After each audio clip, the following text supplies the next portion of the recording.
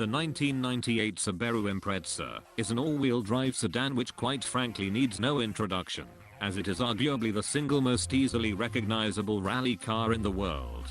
In fact, this car might just be the symbol of rally, as even if you're not a car guy, hearing the word rally or Subaru immediately makes you think of that dark blue car with golden rims. And, if you're a car guy, then you might also think of the crazy Scotsman behind the wheel, Colin McRae.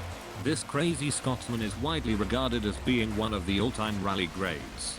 Not because of his victories or his sheer driving skill, but because he was quite simply fucking crazy. And although his balls to the wall, flashy driving style made him a legend for spectators, his driving style was so risky, dangerous, and over the top, that he was constantly crashing. He crashed so much, in fact, that he earned the nickname Colin McCrash, and all of his crashes, combined with how good of a car the Lancia Delta Integrale was, meant that the Impreza, despite being extremely famous, wasn't actually the most successful car in Group A rallying, not until later, when Lancia pulled out of rallying, and only two big opponents remained. One of those opponents was, of course, Mitsubishi, and the Impreza vs Evo rivalry would go on to become one of the car community's greatest, not only because they directly competed in rallying, but also because both the Impreza and Lancer Evo series are extremely similar cars, all-wheel drive, 4 doors, 4-cylinder turbo, rally pedigree. However, they still have their differences, that being that the Lancer is dead. That being, the Impreza uses a flat 4-boxer engine, which gives it a deep growly noise anyone can easily recognize. This engine configuration, due to its low profile, helps give the car a lower center of mass, which helps it in cornering. However, flat 4s aren't all fun and games. Just ask any WRX owner about their spark plugs. However, since fortunately you don't have to worry about reliability in Forza, the Impreza just behaves very similarly to the Lancer. Just like the Evo, the developer screwed it up with PI, meaning that it starts in an awkward level which makes it get stuck in the middle of S1 fully upgraded, unless you engine swap, which is for wusses. This means that the 22B is built in a very similar way to the Evo. In fact, I even said in the Lancer video itself, that most of the advice from the Evo can be used for the Subaru and vice versa, since they both behave near identically. Both are extremely easy to drive, and beginner-friendly rally cars for A-class, and although they are most definitely not the quickest, they are very easy to control, and to learn with. To teach you how to drive this car, we have brought here our studio's professional racing driver. Some say, he showers with his hoodie on. All we know, is he is. Sans from Undertale. Let's watch. As I've said before, a lot of the advice from the Evo video can be directly applied to the Subaru, as these cars behave almost exactly the same. With that said, today we won't be teaching you about momentum again, as if you want to learn about it, you can just go watch the Lancer video. Today, instead, we'll be teaching you about doing something Colin loved, taking jumps. As you should know, rallying is a dangerous sport.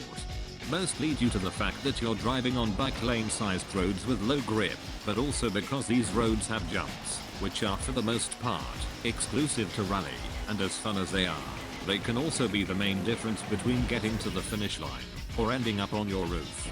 There is one extremely important thing you need to know about jumps that, although it is extremely basic, most people tend to surprisingly forget about. You can't steer, brake, or accelerate while you're in the middle of the air. As dumb as it sounds, lots of people do not take this into account when planning their lines over jumps, and as a result they end up either completely missing a jumping corner or getting sent straight into a wall in a braking zone. As such, despite how fun it is to take high-speed jumps, the absolute most important thing about a jump is not how much air you think you can get, but rather where you will land, and for this, you need to know what awaits you after the jump. This is exactly why rally drivers have navigators, but obviously that's not a thing in Forza, so either look ahead, or have some decent map knowledge. For certain jumps you might find yourself having to either brake, because of a dangerous landing zone, or, mostly during jumps over corners, you'll find yourself taking unusual lines, since you can't steer your car through the corner mid-air. Another important thing about taking the jumps themselves is where you're pointing the car. If you wiggle your car around before a jump, pointing it left, and write in hopes of correcting any mistakes you've previously made, you'll only make things worse, as you'll upset the weight of the car and make it spin out in the air. And as we all know, you can't correct anything if your wheels aren't touching the ground. On the other hand, if you're approaching a jump corner from the side, depending on your speed, the last thing you want to do is take it straight, so you'll have to preemptively turn your car before jumping, so that your weight shifts mid-air and you land with the front of your car pointing towards either the apex of the corner or the exit. This also means that sometimes you'll have to take weird lines to make up for the fact that your car will inevitably jump towards the outside of the corner. Your biggest weakness in this car is the exact same as the Evo, meaning that because it is an all-wheel drive in A-Class, your high starting PI doesn't leave you much room for power upgrades. So although you're a decently nice, easy and consistent car to drive, you're far from being the best, so you'll lose out to anyone with a power build who knows what they're doing. And those who don't will still put up a fight.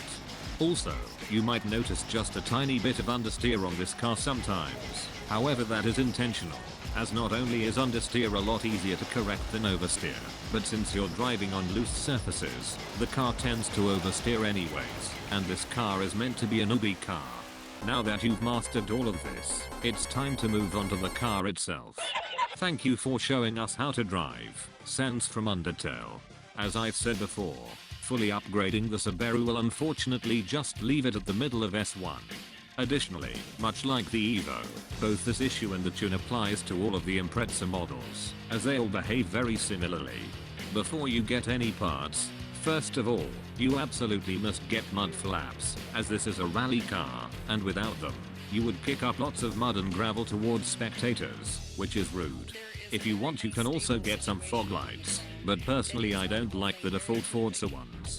Because your starting PI is high, much like the Evo, in this build we'll try to use as little PI as possible, so that we may dump as much as we can on power without sacrificing handling.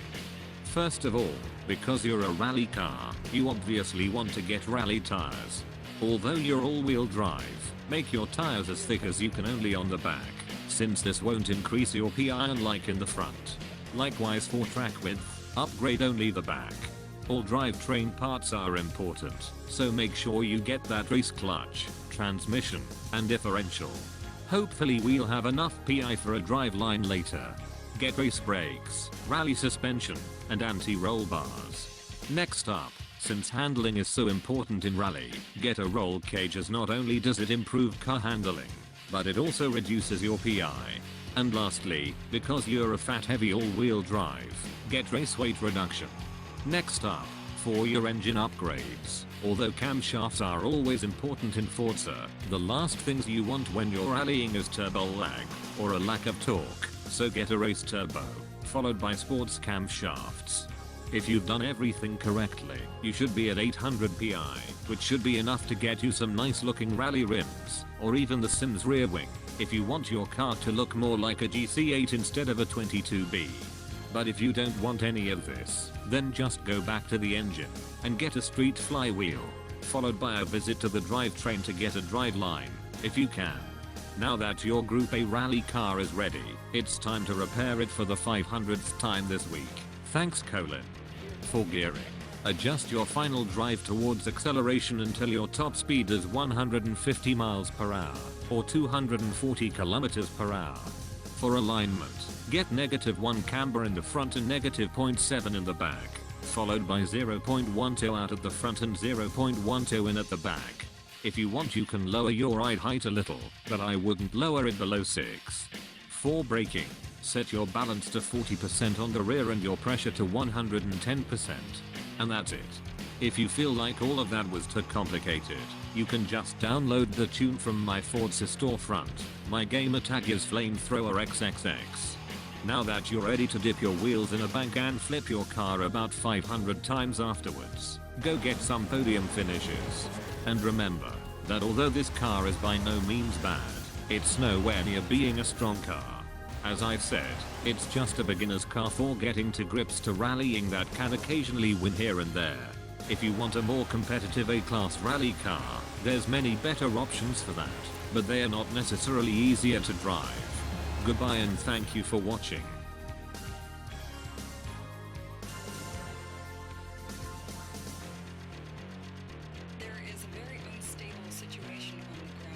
It is unbelievable.